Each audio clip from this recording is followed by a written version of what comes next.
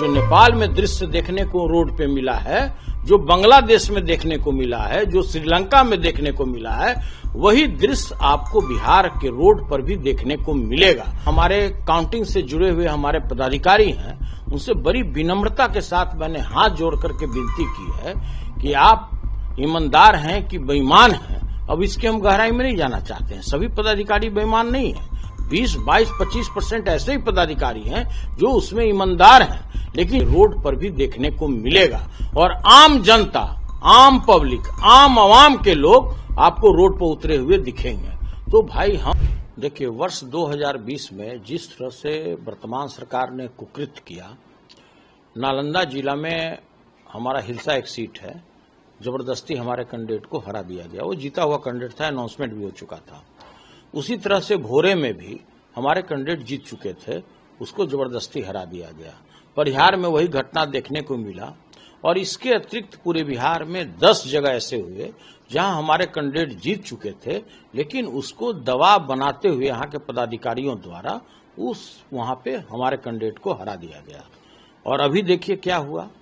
अभी पोलिंग चालू था, हजारों ऐसे पोलिंग स्टेशन थे जहां पर मताधिकार का लोग प्रयोग कर रहे थे 7 बजे तक, और 6:15, 6:30 बजे मीडिया हाउस पर दबाव बना करके, कौन दबाव बनाया होगा ये भी उनको बोलने की जरूरत नहीं है केंद्र सरकार में, और उन्होंने घोषणा करा दिया कि एनडीए फुल मेजोरिटी में आ रही है, ताकि जो लाइन में लगे हुए जो गरीब गुरबा लोग थे, जो हमारे वोटर थे, उन पर मनोवैज्ञानिक दबाव बनाया जा सके कि भाई अब तो एनडीए की सरकार आ रही है, अब क्यों अपना वोट जियान कर रहे हो। मतलब यही था। तो भाई इस तरह का जो षड्यंत्र अगर चल रहा है तो हम लोग पूरी तरह से सचेत हैं। इस बार बिहार की जनता भी सचेत है और जवाब देने के लिए भी तैयार है।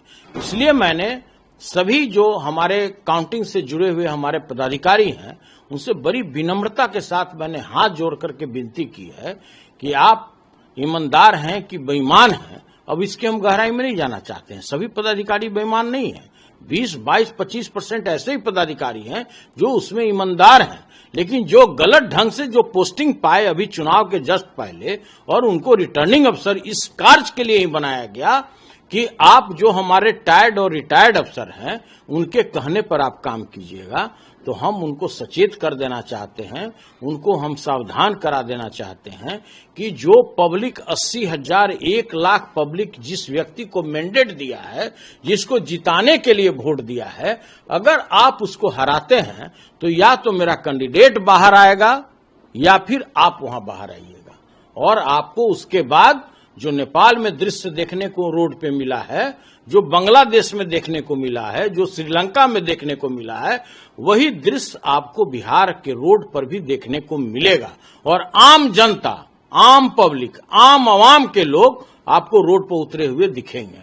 तो भाई हम यही विनती करना चाहते हैं आपके माध्यम से सभी वो ईमानदार और बेईमान अफसरों को कि भाई आप दूध का दूध और पानी का पानी कीजिए।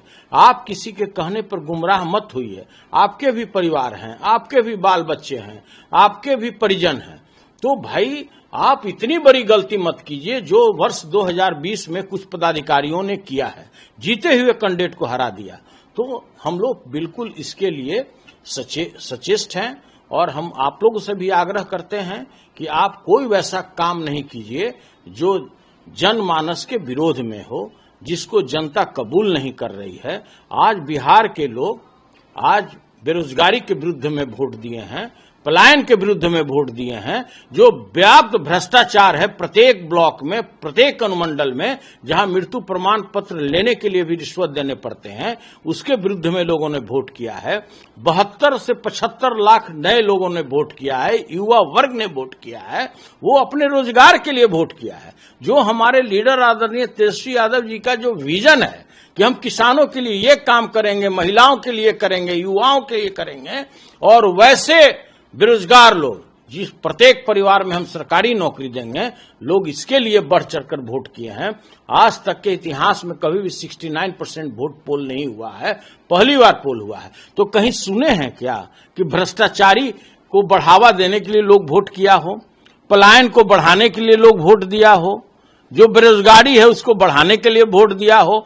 और एनडीए को तो सभी लोग जानते हैं, 15 लाख सभी के खाते में पता नहीं आए कि नहीं आए। 2 करोड़ लोगों को प्रत्येक वर्ष रोजगार देने की बात था, अभी 22 करोड़ लोगों का नौकरी लग जाना चाहिए था, 11 साल हो गया। तो भाई पता नहीं कितने लोगों को रोजगार लगा। तो देखिए, हम यही कहना चाहते हैं कि जो वर्ष 2020 में आप लोगों ने कुकृत किया है उसको दोहराने की चेष्टा मत कीजिएगा। पूरी बिहार की जनता, आम आवाम पूरी तरह से इस मामले से वाकिफ है और सचेत है। आप उस रोड इस नेपाल बनने मत दीजिए, हम यही लोगों से आग्रह करना चाहते हैं। लेकिन इलेक्शन कमीशन तो बोल रही है कि फ्री एंड फेयर इलेक्शन भी होगा और काउंटिंग भी होगा। देखिए, इलेक्शन कमीशन की बात न की जाए तो बेहतर है। किस तरह से एसआईआर के आड़ में इन्होंने अपना गलत कार्य करने का अपना शुरुआत किया था, अगर माननीय उच्चतम न्यायालय का हस्तक्षेप नहीं होता, उनका आदेश नहीं होता, तो एसआईआर में ये लोग कितने मरे को जिंदा कर देते और कितने जिंदा को मरे कर देते। और भारत का संविधान इसके लिए नहीं बनाया गया है। और हम यह भी कह देना चाहते हैं, इसी राज्य से सारे आंदोलन की शुरुआत हुई है, चाहे संपूर्ण क्रांति हो या 1917 में महात्मा गांधी ने जो सत्याग्रह आंदोलन चलाया है, वो भी इसी राज्य उसी का जनक है।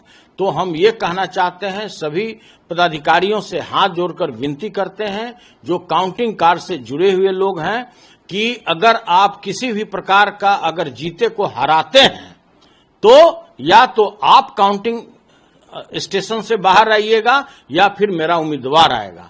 तो भाई, हम सचेत कर देना चाहते हैं कि किसी के कहने पर, किसी भ्रष्टाचारी व्यक्ति, किसी भ्रष्टाचारी पदाधिकारी के कहने पर आप कोई गलत कार्य नहीं कीजिए, यही हमारी विनती है।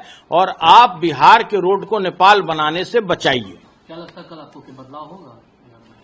इसमें भी कोई शंका का विषय है। हम लोग 140 से 160 सीट जीतने जा रहे हैं और तेजस्वी यादव जी के नेतृत्व में इस राज्य में नई सरकार बनने जा रही है।